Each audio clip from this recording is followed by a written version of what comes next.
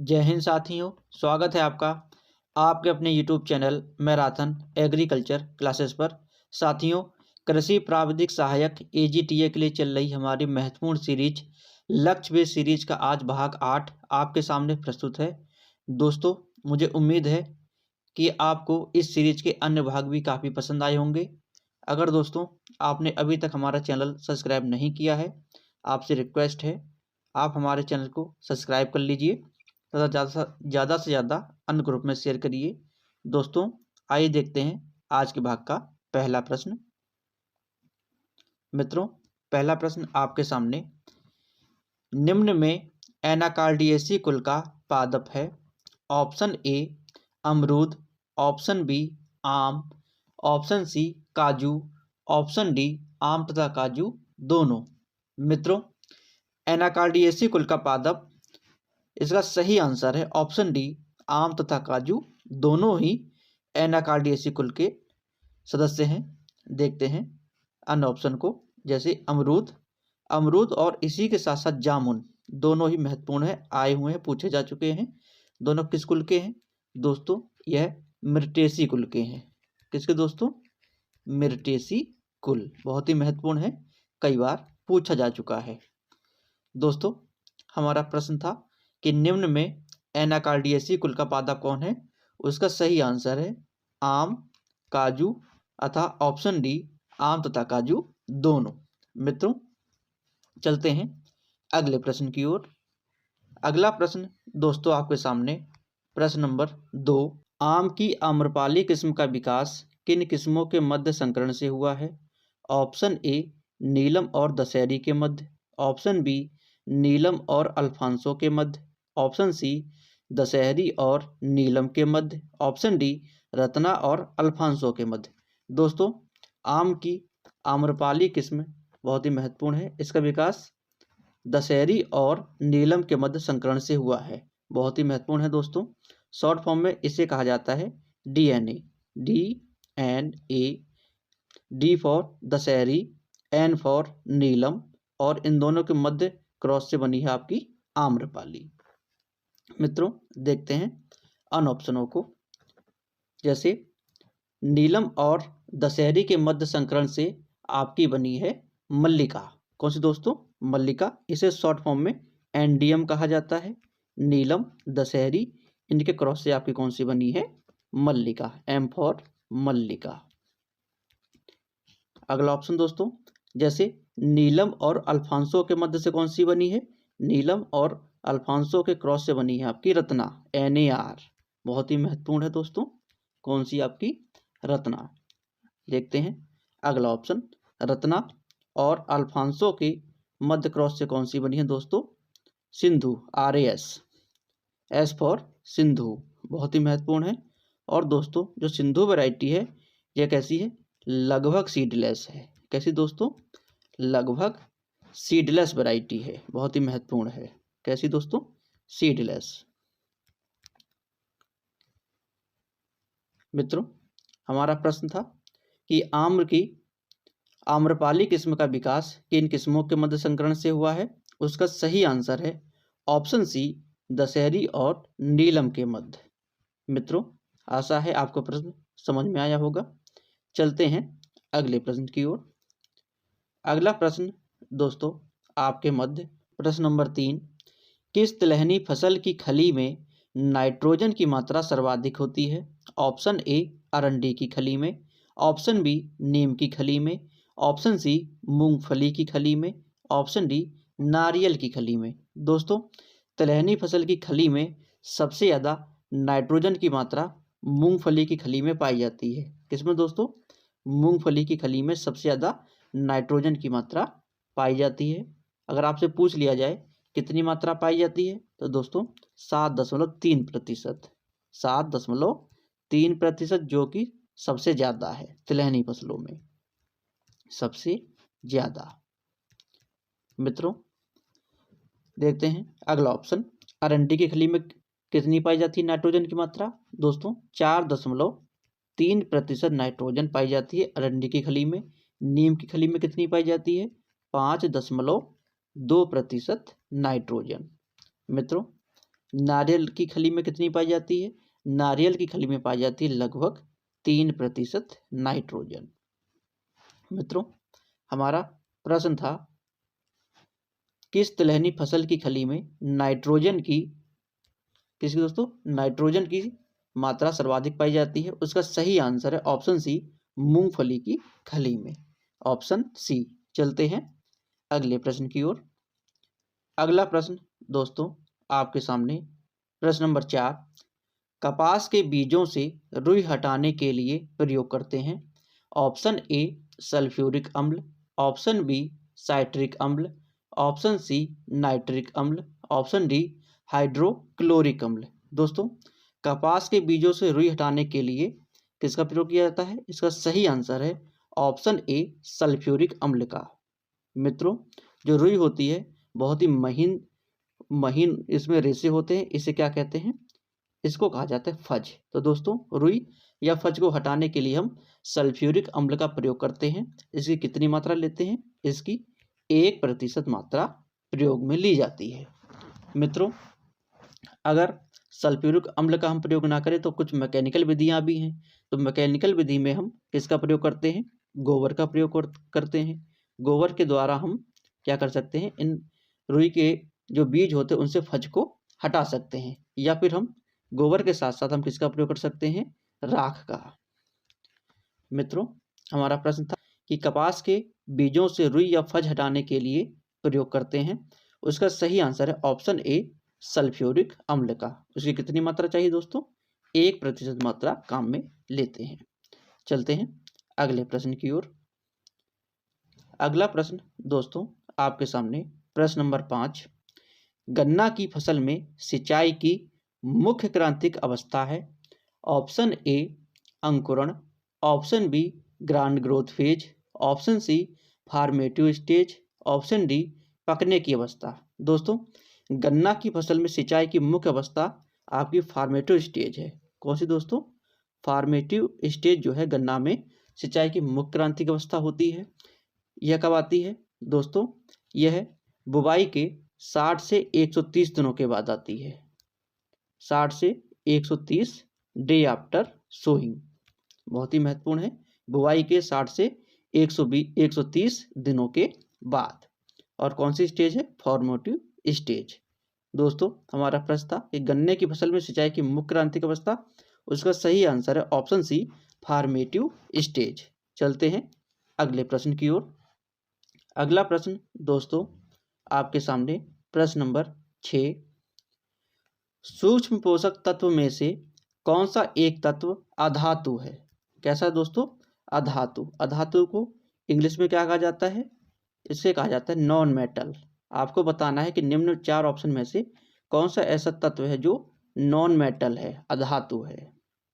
देखते हैं ऑप्शनों को। Option A manganese, option B boron, option C लोहा, ऑप्शन डी जिंक। दोस्तों, चारों के चारों सूक्ष्म पोषक तत्व हैं और इनमें जो बोरॉन तत्व है, कौन सा दोस्तों? बोरॉन। ये कैसा है? नॉन मेटल है। बाकी अन्य मैग्नीज, लोहा और जिंक, ये तीनों के तीनों कैसे हैं? ये तीनों के तीनों आपके मेटल हैं या मेटेलिक हैं। मेटेलिक, धात्विक इसे हिंदी में कहा जाएगा, धात्विक। दोस्तों, यह प्रश्न फिलहाल अभी एमपी में आया हुआ था। हमारा प्रश्न था कि सूक्ष्म पोषक तत्व में से कौन सा एक तत्व अधातु है या नॉन मेटल है? उसका सही आंसर है ऑप्शन बी बोरॉन। दोस्तों, चलते हैं अगले प्रश्न की ओर। अगला प्रश्न आपके सामने, घास वाली फसलों में ग्रास टेटेनी रोग किस पोषक तत्व की कमी से होता है? देखते हैं। Option A magnesium, option B sulphur, option C calcium, option D manganese. दोस्तों, घास वाली फसलों में ग्रास टेटेनी रोग यह मैग्नीशियम पोषक तत्व की कमी से होता है। किसके दोस्तों? मैग्नीशियम पोषक तत्व की कमी से होता है। देखते हैं अन्य ऑप्शनों को, जैसे सल्फर। दोस्तों, जो सल्फर है यह जितनी भी दलहनी फसलें होती हैं, क्या दोस्तों? दलहनी फसलें, इनमें प्रोटीन का निर्माण में सहायक है। किसमें दोस्तों? प्रोटीन के निर्माण में सहायक, प्रोटीन की मात्रा को क्या करता है, ये बढ़ा देता है। इसी के साथ साथ जो सल्फर है, तिलहनी फसल जितने भी हैं, तिलहनी फसलों में तेल की मात्रा को बढ़ाने का कार्य कौन सा करता है, यह भी आपका सल्फर ही करता है। देखते हैं अगला ऑप्शन मित्रों, कैल्शियम की कमी से कौन सा रोग हो जाता है, कैल्शियम की कमी से हो जाता है गाजर का कैविटी रोग। गाजर का कैविटी रोग बहुत ही महत्वपूर्ण है, कई बार भिन्न भिन्न एग्जामों में पूछा जा चुका है कैविटी रोग। मैग्नीज पोषक तत्व की कमी से मित्रों, गन्ने का पहला ब्लाइट, कौन सा दोस्तों, गन्ने का पहला ब्लाइट बहुत ही महत्वपूर्ण है, कई बार भिन्न भिन्न एग्जामों में पूछा जा चुका है, पहला ब्लाइट। इसी के साथ साथ मटर का मार्स रोग भी मैग्नीज तत्व की पोषक तत्व की कमी से हो जाता है। मार्स रोग किसमें होता है, ये मटर में। मित्रों हमारा प्रश्न था कि घास वाली फसलों में ग्रास टेटेनी रोग किस पोषक तत्व की कमी से होता है, उसका सही आंसर है ऑप्शन ए, मैग्नीशियम पोषक तत्व की कमी से। चलते हैं अगले प्रश्न की ओर। अगला प्रश्न दोस्तों आपके सामने, उससे पहले अगर आपने अभी तक हमारा चैनल सब्सक्राइब नहीं किया है या आप पहली बार हमारे चैनल पर विजिट कर रहे हैं, आपसे रिक्वेस्ट है आप हमारे चैनल को सब्सक्राइब करिए, ज़्यादा से ज़्यादा अन्य ग्रुप में शेयर करिए। मित्रों अगर आपको वीडियो पसंद आ रही है, आप ज़्यादा से ज़्यादा लाइक करिए, कमेंट करिए। अगर आपको किसी भी प्रकार का नोटिफिकेशन प्राप्त नहीं हो रहा है तो सब्सक्राइब के बाद आप बेल आइकन को प्रेस करना ना भूलें। चलते हैं अगले प्रश्न की ओर। दोस्तों प्रश्न नंबर 8, मृदा रंग के निर्धारण में क्रोमा निम्नलिखित में से क्या दर्शाता है। ऑप्शन ए, प्रबल तरंग दैर्ध्य, ऑप्शन बी, रंग का हल्कापन व गहरापन, ऑप्शन सी, रंग की शुद्धता और सांद्रता, ऑप्शन डी, उपरोक्त में से कोई नहीं। मित्रों मृदा रंग के निर्धारण में क्रोमा रंग की शुद्धता और सांद्रता को दर्शाता है। किसको दोस्तों, रंग की शुद्धता और सांद्रता को दर्शाने का कार्य किसका है, क्रोमा का। बहुत ही महत्वपूर्ण है, भिन्न भिन्न एग्जामों में आया हुआ प्रश्न है। मित्रों देखते हैं आन ऑप्शनों को। प्रबल तरंग दैर्ध्य यह कौन दर्शाता है, यह आपका दर्शाता है ह्यू। बहुत ही महत्वपूर्ण है। तरंग दैर्ध्य से आशय है कि वर्णक्रम का रंग कैसा होता है, जो वर्णक्रम होते हैं उनमें लाल हरा पीला नीला कौन दर्शाता है, ह्यू। लाल हरा पीला, इसी के साथ साथ कौन सा, नीला। यह कौन दर्शाने का कार्य किसका है दोस्तों, ये आपका है ह्यू का। वर्णक्रम कह लीजिए या प्रबल तरंग दैर्ध्य कह लीजिए, दोनों ही सही हैं। देखते हैं अगला ऑप्शन, रंग का हल्कापन व गहरापन यह वैल्यू द्वारा दर्शाया जाता है। किसके द्वारा दोस्तों, वैल्यू। बहुत ही महत्वपूर्ण है। मित्रों हमारा प्रश्न था कि मृदा रंग के निर्धारण में क्रोमा निम्नलिखित में से क्या दर्शाता है, उसका सही आंसर है ऑप्शन सी, रंग की शुद्धता और सांद्रता। चलते हैं अगले प्रश्न की ओर। मित्रों मुझे आशा है आपको सारे प्रश्न समझ में आ रहे होंगे। प्रश्न नंबर 9, कपास में क्रिंकल लीफ रोग किसके कारण होता है। ऑप्शन ए, लोहा की विषालुता के कारण, ऑप्शन बी, जिंक की विषालुता के कारण, ऑप्शन सी, सल्फर की विषालुता के कारण, ऑप्शन डी, मैग्नीज की विषालुता के कारण। मित्रों कपास में क्रिंकल लीफ रोग क्या कौन सा दोस्तों, क्रिंकल लीफ रोग यह मैग्नीज तत्व की विषालुता के कारण होता है। इसे ही इंग्लिश में कहा जाता है टॉक्सिसिटी। बहुत ही महत्वपूर्ण है इंग्लिश शब्द टॉक्सिसिटी या अधिकता। इसी को विषालुता भी कहते हैं, इसी को अधिकता भी हम कह सकते हैं। मित्रों इसके लक्षण क्या हैं, इसके लक्षण हैं कि पौधे की पत्तियां सिकुड़ जाती हैं। क्रिंकल का मतलब ही होता है झुर्रियां, तो पौधे की जो पत्तियां होती हैं वो कैसी हो जाती हैं, सिकुड़ जाती हैं, सिकुड़ जाती हैं। बहुत ही महत्वपूर्ण है। मित्रों हमारा प्रश्न था कि कपास में क्रिंकल लीफ रोग किसके कारण होता है, उसका सही आंसर है ऑप्शन डी, मैग्नीज तत्व की विषालुता या टॉक्सिसिटी के कारण। चलते हैं अगले प्रश्न की ओर। दोस्तों प्रश्न नंबर 10 आपके सामने प्रस्तुत है। निम्न में कौन सा पोषक तत्व पौधे में अचल या इमोबाइल है? देखते हैं ऑप्शनों को। Option A calcium, option B boron, option C nitrogen, option D calcium तथा बोरॉन दोनों। दोस्तों पौधे में अचल या इमोबाइल पोषक तत्व कैल्शियम तथा बोरॉन दोनों ही हैं मित्रों। जैसे कि नाइट्रोजन, इसको हम एन से डिनोट कर सकते हैं। इसी के साथ साथ फास्फोरस, पोटास, मैग्नीशियम और मॉलिब्डेनम, ये कैसे हैं?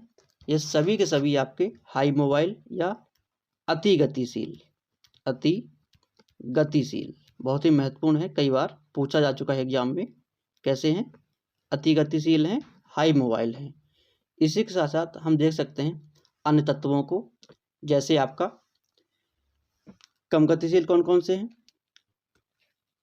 कम गतिशील लेस मोबाइल, ये मित्रों आपके हैं आयरन, मैग्नीज, सल्फर और कॉपर।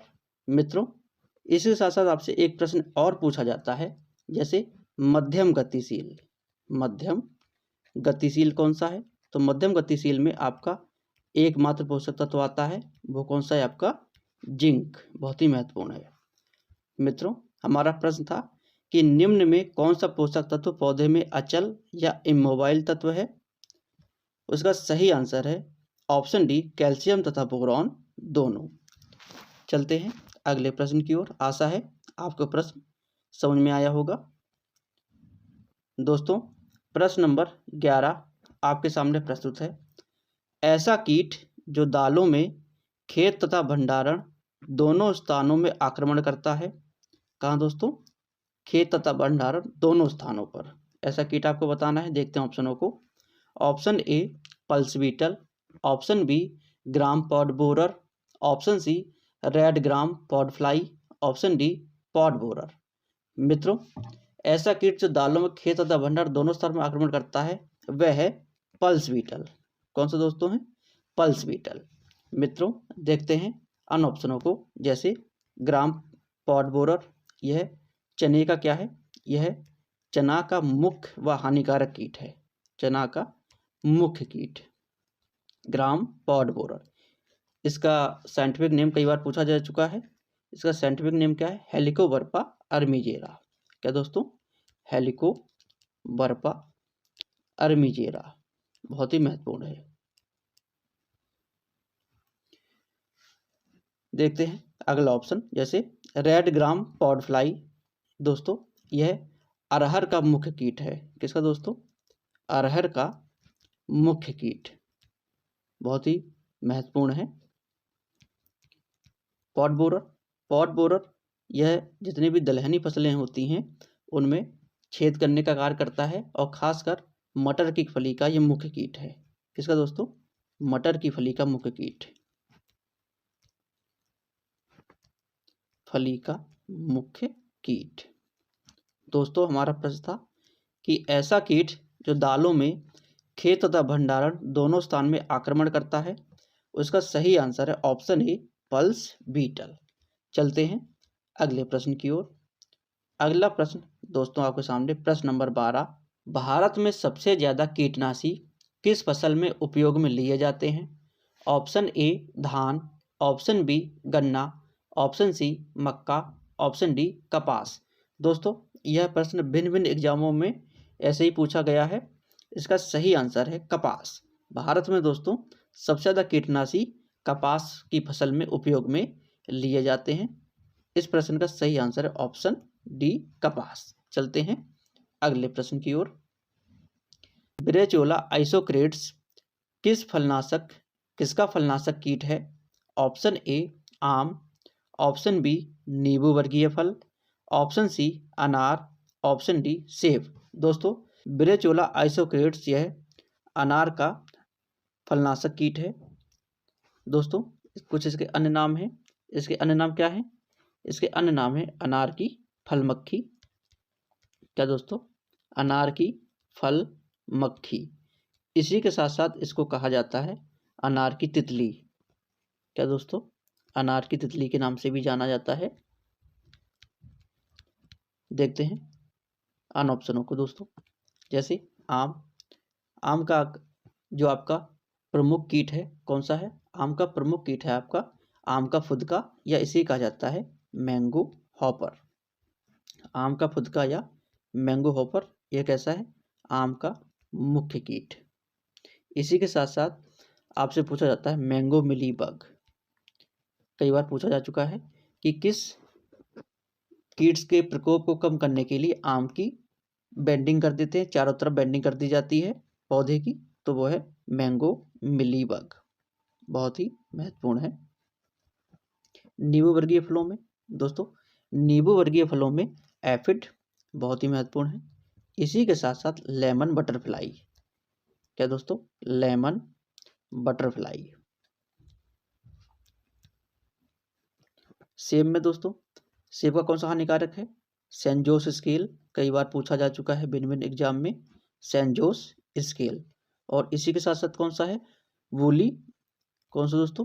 Woolly Apple aphid. बहुत ही महत्वपूर्ण है वूली एप्पल एफिड। मित्रों, हमारा प्रश्न था कि ब्रेचोला आइसोक्रेट्स इसका फलनाशक कीट है। उसका सही आंसर है ऑप्शन सी, अनार। इसी को कहा जाता है अनार की फल मक्खी या अनार की तितली। चलते हैं अगले प्रश्न की ओर। अगला प्रश्न दोस्तों आपके सामने प्रश्न नंबर 14। किस बीमारी के लिए गोट टिश्यू वैक्सीन जीटीवी दी जाती है? ऑप्शन ए खुरपका मुंहपका, option B rinderpest, option C black quarter, option D थनैला। दोस्तों, गोट टिश्यू वैक्सीन या जीटीवी यह रिंडरपेस्ट रोग के लिए दी जाती है। किसके लिए दोस्तों? रिंडरपेस्ट रोग के लिए जाती है। रिंडरपेस्ट के कुछ अन्य नाम हैं, जैसे कैटल प्लेग, पोकनी, पंकवेदन, इसके अन्य नाम हैं। और ये किसके द्वारा होता है? यह वायरस जनित रोग है। कैसा दोस्तों? वायरस जनित रोग है, जो कि छन्नय योग्य वायरस या छनित वायरस के द्वारा होता है। छनित वायरस या छन्नय योग्य वायरस बहुत ही महत्वपूर्ण है। देखते हैं अगला ऑप्शन, खुरपका मुंहपका। यह भी आपका कैसा है? यह भी आपका वायरस जनित रोग है, जो कि छन्ने या छनित वायरस से ही होता है। मित्रों, जीटीबी का ये टीका कब लगाया जाता है? यह टीका आपका जनवरी फरवरी में। कब दोस्तों? जनवरी और फरवरी में लगाया जाता है। देखते हैं अगला ऑप्शन, ब्लैक वाटर। यह कैसा है? यह बैक्टीरियल है या जीवाणु के द्वारा होता है। कभी कभी आपसे मित्रों जीवाणु का नाम पूछ लिया जाता है। जीवाणु का नाम है क्लोस्ट्रीडियम सोबियाई। बहुत ही महत्वपूर्ण है। कौन सा दोस्तों?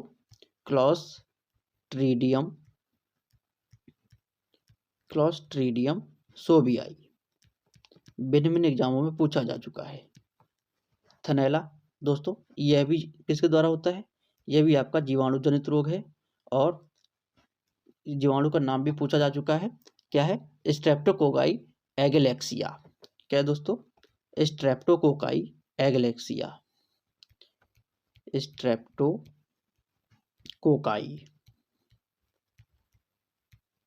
एगेलेक्सिया बहुत ही महत्वपूर्ण है दोस्तों। एगेलेक्सिया। मित्रों, हमारा प्रश्न था किस बीमारी के लिए गोट टिश्यू वैक्सीन या जीटीबी का टीका दिया जाता है? उसका सही आंसर है ऑप्शन बी, रिंडरपेस्ट के लिए। और रिंडरपेस्ट के अन्य नाम कौन कौन से हैं? कैटल प्लेग, पोकनी, पंकवेदन, इसके अन्य नाम है। ब्लैक क्वार्टर के भी नाम पूछता है अन्य, तो ब्लैक क्वार्टर का शॉर्ट फॉर्म जैसे बीक्यू कहा जाता है। और इसी के साथ साथ चुरचुरिया भी इसका अन्य नाम है। फड़किया रोग भी इसे ही कहा जाता है। मित्रों, चलते हैं अगले प्रश्न की ओर। अगला प्रश्न आपके सामने, पशुओं में सींग हटाने की सबसे अच्छी उम्र क्या है? ऑप्शन ए 1 सप्ताह, ऑप्शन बी 4 सप्ताह, ऑप्शन सी 6 सप्ताह, ऑप्शन डी 8 सप्ताह। दोस्तों, पशुओं में सींग हटाना इसे क्या कहते हैं? डी हॉर्निंग के नाम से जानते हैं। किसके दोस्तों? D horning. इसकी सबसे अच्छी उम्र, इसका सही आंसर है ऑप्शन ए 1 सप्ताह। या दोस्तों आपको रेंज मिल सकती है 1 से 2 सप्ताह। यह आंसर भी आपका सही है, पूछा जा चुका है। एक बार प्रश्न में आया था 10 दिन। तो ऑप्शन के अनुसार हमें कभी कभी प्रश्नों के उत्तरों को देना होता है। मित्रों, कौन से रसायन का इसमें प्रयोग किया जाता है? बहुत ही महत्वपूर्ण है, कई बार पूछा जा चुका है रसायन का नाम। आपका रसायन है कास्टिक पोटास। कौन दोस्तों? कास्टिक पोटास का प्रयोग किया जाता है। कास्टिक पोटास अगर आपके पास नहीं है तो आप किसका प्रयोग कर सकते हैं? सोडियम हाइड्रोक्साइड का। किसका दोस्तों? Sodium hydroxide. हाइड्रोक्साइड बहुत ही महत्वपूर्ण है। इसी रसायन विधि को ही हम वैज्ञानिक विधि के नाम से भी जानते हैं। वैज्ञानिक विधि। मान लीजिए आपसे प्रश्न पूछे कि वैज्ञानिक विधि कौन सी है, तो आप कौन सी कहेंगे? रासायनिक विधि। यह आपकी कैसी है? वैज्ञानिक विधि भी है, जो कि कास्टिक पोटास या सोडियम हाइड्रोक्साइड का हम प्रयोग कर सकते हैं। हमारा प्रश्न था कि पशु में सींग हटाने की या डीहॉर्निंग की सबसे अच्छी उम्र क्या है? उसका सही आंसर है ऑप्शन ए, 1 सप्ताह। चलते हैं अगले प्रश्न की ओर। अगला प्रश्न दोस्तों आपके सामने, भेड़ में डॉकिंग की उपयुक्त आयु है। ऑप्शन ए 5 से 10 दिन, ऑप्शन बी 7 से 14 दिन, ऑप्शन सी 15 से 20 दिन, ऑप्शन डी 20 से 30 दिन। दोस्तों, भेड़ में डॉकिंग होता क्या है? डॉकिंग जो है भेड़ से पूंछ को काटना। पूंछ काटने को ही क्या कहते हैं दोस्तों? डॉकिंग कहते हैं।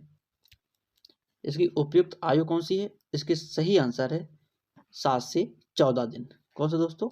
7 से 14 दिन इसका सबसे अच्छी उम्र होती है भेड़ में डॉकिंग करने की। और डॉकिंग को क्या कहते हैं? पूंछ काटने की। मित्रों, हमारा प्रश्न था कि भेड़ में डॉकिंग की उपयुक्त आयु, इसका सही आंसर है ऑप्शन बी, 7 से 14 दिन। Option B. चलते हैं अगले प्रश्न की ओर। अगला प्रश्न दोस्तों आपके सामने, दूध में गर्बर विधि या गर्बर मेथड किसकी जांच में प्रयुक्त होता है? ऑप्शन ए वसा, option B protein, option C lactose, option D vitamin. दोस्तों, दूध में गर्बर विधि का प्रयोग हम वसा की मात्रा को ज्ञात करने के लिए किया जाता है। किसके दोस्तों? वसा। कभी कभी आपसे यंत्र पूछ लेता है, किस यंत्र के द्वारा हम वसा की मात्रा को ज्ञात कर सकते हैं? तो वो है आपका ब्यूटेरोमीटर। ब्यूटेरोमीटर का प्रयोग करके भी हम वसा की मात्रा को ज्ञात कर लेते हैं। मित्रों, जो गर्बर विधि है, यह किस सिद्धांत पर कार्य करती है? यह सेंट्रीफ्यूगल या अपकेंद्रीय बल पर कार्य करती है। कौन सा दोस्तों? सेंट्रीफ्यूगल। इसे कोई कहते हैं हिंदी में अपकेंद्रीय बल, सेंट्रीफ्यूगल फोर्स। मित्रों, मशीन में चक्कर कितने होते हैं? जो मशीन चक्कर लगाती है मित्रों, चक्कर हैं इसके कितने? 1100 चक्कर प्रति मिनट। और लगभग 4 से 5 मिनट मशीन को चलाया जाता है। इस प्रकार टोटल चक्कर कितने हो जाएंगे? 4400 से 5500। कितने दोस्तों? 4400 से 5500 चक्कर प्रति मिनट। चक्कर प्रति मिनट। मित्रों, हमारा प्रश्न था कि दूध में गर्बर विधि किसकी जांच में प्रयुक्त होता है? उसका सही आंसर है ऑप्शन ए वसा में। और किस यंत्र का प्रयोग करते हैं? ब्यूटेरोमीटर का हम प्रयोग करते हैं। चलते हैं अगले प्रश्न की ओर। प्रश्न नंबर 18, विश्व की सबसे प्रचलित सूक्ष्म ऊन वाली भेड़ की नस्ल है। Option A Lincoln, option B merino, option C Chokla, option D Rambouillet. दोस्तों, विश्व की सबसे प्रचलित सूक्ष्म ऊन वाली भेड़ की नस्ल, उसका सही आंसर है ऑप्शन बी मैरिनो है। मित्रों, इसका उत्पत्ति स्थान कई बार पूछा जा चुका है। उत्पत्ति स्थान इसका क्या है? स्पेन। बहुत ही महत्वपूर्ण है, जो कि ये कैसी है? यूरोपियन कंट्री है। देखते हैं अन ऑप्शनों को। लिंकन इसका उत्पत्ति स्थान कई बार पूछा जा चुका है, इंग्लैंड। इसके साथ साथ एक खास बात क्या है दोस्तों? ये विश्व की सबसे बड़ी भेड़ है।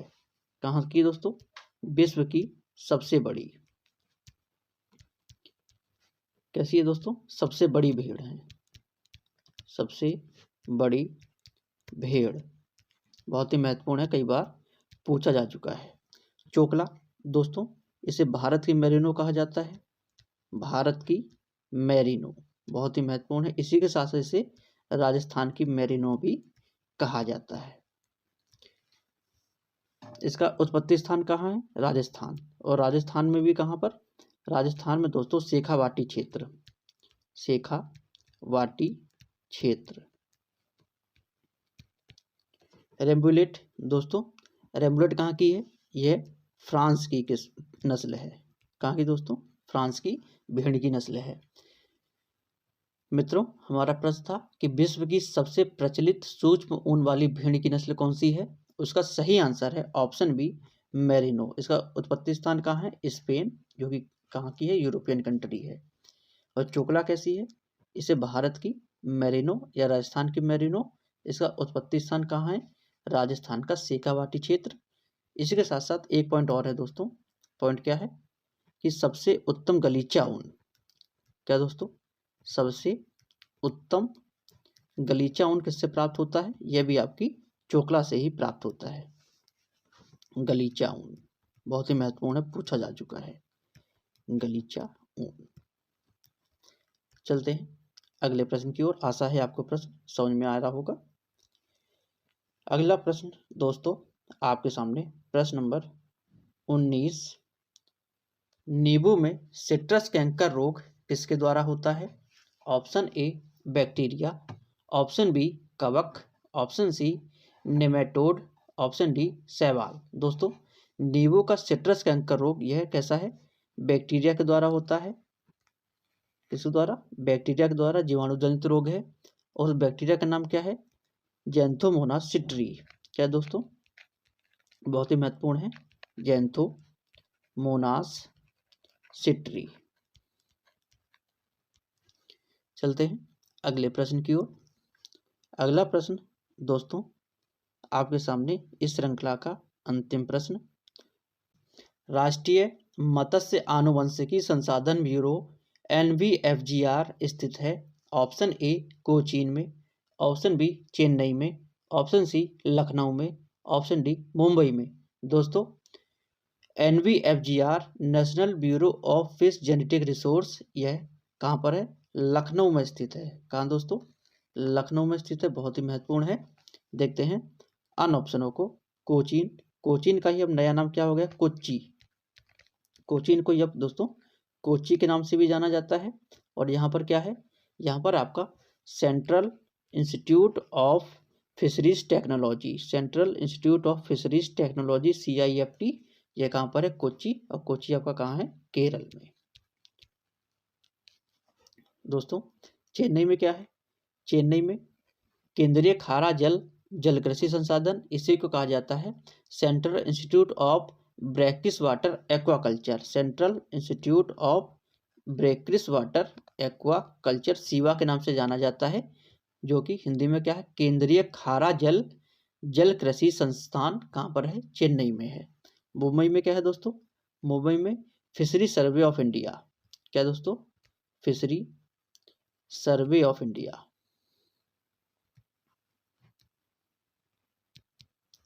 मित्रों हमारा प्रश्न था कि राष्ट्रीय मत्स्य आनुवंशिकी संसाधन ब्यूरो NVFGR स्थित है। उसका सही आंसर है ऑप्शन सी, लखनऊ में।